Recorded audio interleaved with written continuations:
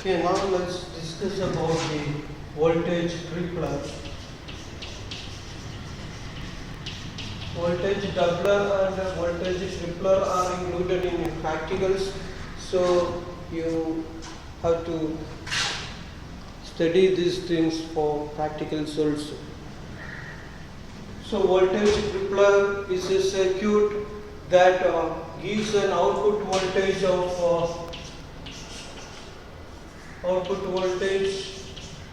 is equal to the 3 times the peak input voltage of the applied signal, where Vm is the peak input voltage and VDC is the output voltage of the voltage tripler.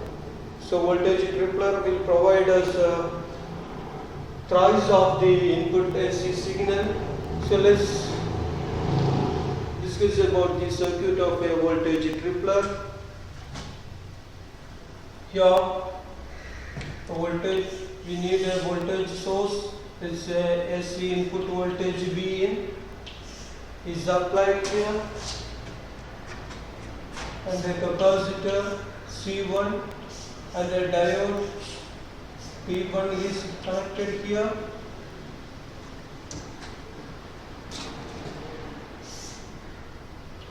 Another capacitor,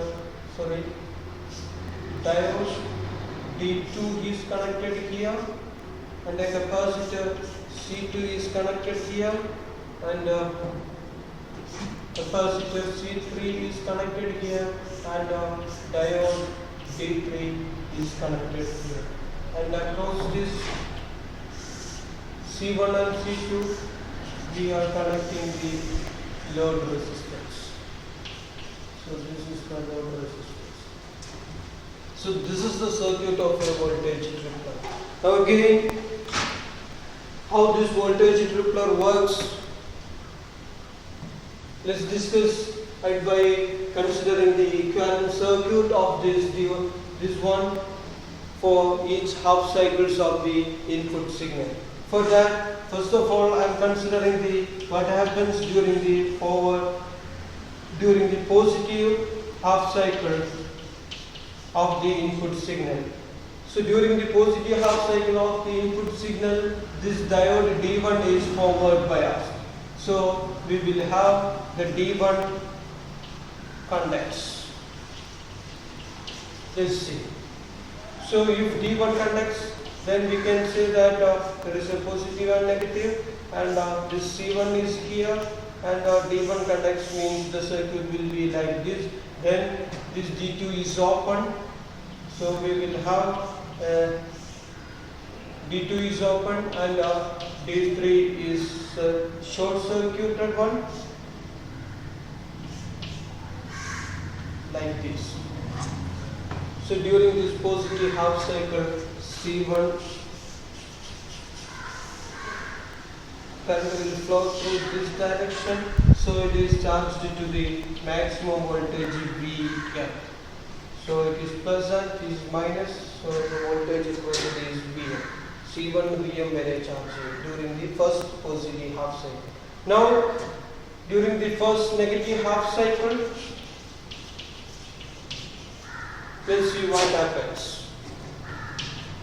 Negative half cycle, D1 and D3 reverse bias down, D2 forward bias down.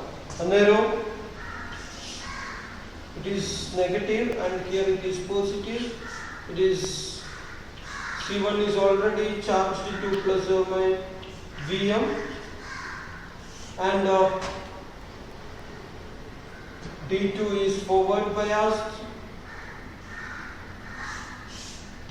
So it will be, this is C2, and here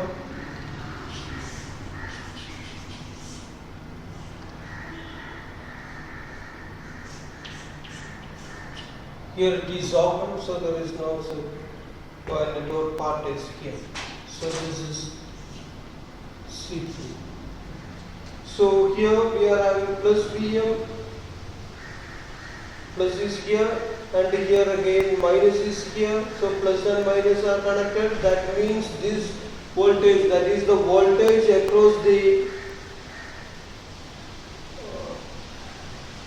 capacitor C1 will again serve as a aiding voltage to the source input signal, so we can set this C2 will be charged to 2 Vm with the plus is this end and the negative is at this end. Now let's see again, consider the second positive half cycle.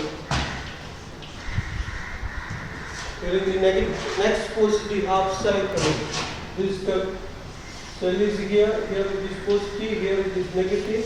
Capacitor C1 is charged to Vm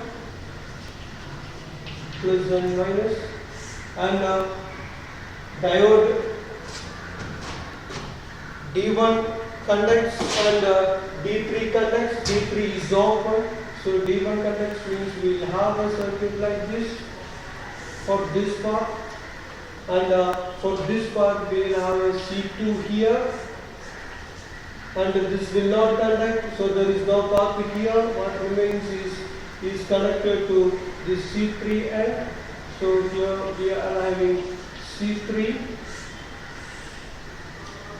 Here it is already charged to plus minus 2 Vm during the negative half cycle, and we will have a load resistance RL here.